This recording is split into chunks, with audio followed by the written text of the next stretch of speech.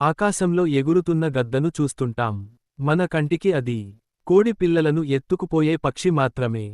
కానీ దాని జీవితాన్ని పరిశీలిస్తే మనిషి జీవితానికి స్ఫూర్తినిచ్చే ఓ గొప్ప కథ దాగి ఉంది. గద్ద జీవితకాలం 70 సంవత్సరాలు. గద్దకి 40 ఏళ్లు వచ్చేసరికి గోళ్లు బాగా పొడవుగా పెరిగి ఆహారాన్ని పట్టుకోవడానికి సహకరించవు.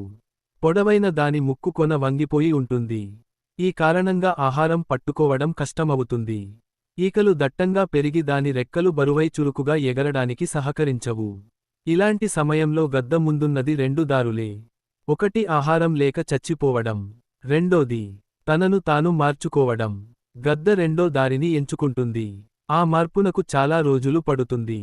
మార్పు కోసం తనకు దగ్గరలో ఉన్న ఒక ఎత్తైన కొండను స్థావరంగా చేసుకుంటుంది.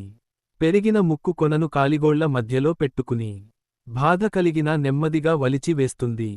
ఆ తర్వాత ముక్కు మళ్లీ కాస్త కొత్తగా వచ్చి పదునుగా పెరిగే వరకు ఎదురు చూస్తుంటుంది.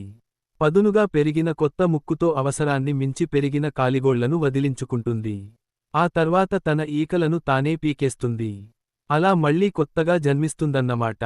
బరువుగా ఉన్న తన రెక్కలను తేలికైపోతాయి. ముక్కు మళ్లీ పదునుగా మారుతుంది. గోళ్లు ఏదైనా పట్టుకుంటే వదలకుండా తయారవుతాయి. మళ్లీ బతుకు పోరాటంలో దూకేస్తుంది. గద్ద జీవితంలో ఎంతో గొప్ప స్ఫూర్తినిచ్చే స్టోరీ ఉంది కదా. చిన్న చిన్న విషయాలకే కృంగిపోయి జీవితాన్ని నాశనం చేసుకునే బదులుగా పోరాడితే గెలుపు మీ కాళ్లకు దగ్గరకు వస్తుంది. మనం గెలవాలంటే మనలో మార్పు తప్పనిసరి. అక్కడే ఆగిపోతే మిమ్మల్ని చూసి మీకే బోర్ కొట్టేస్తుంది. ఇక సమాజం మిమ్మల్ని పట్టించుకోవడమే మానేస్తుంది.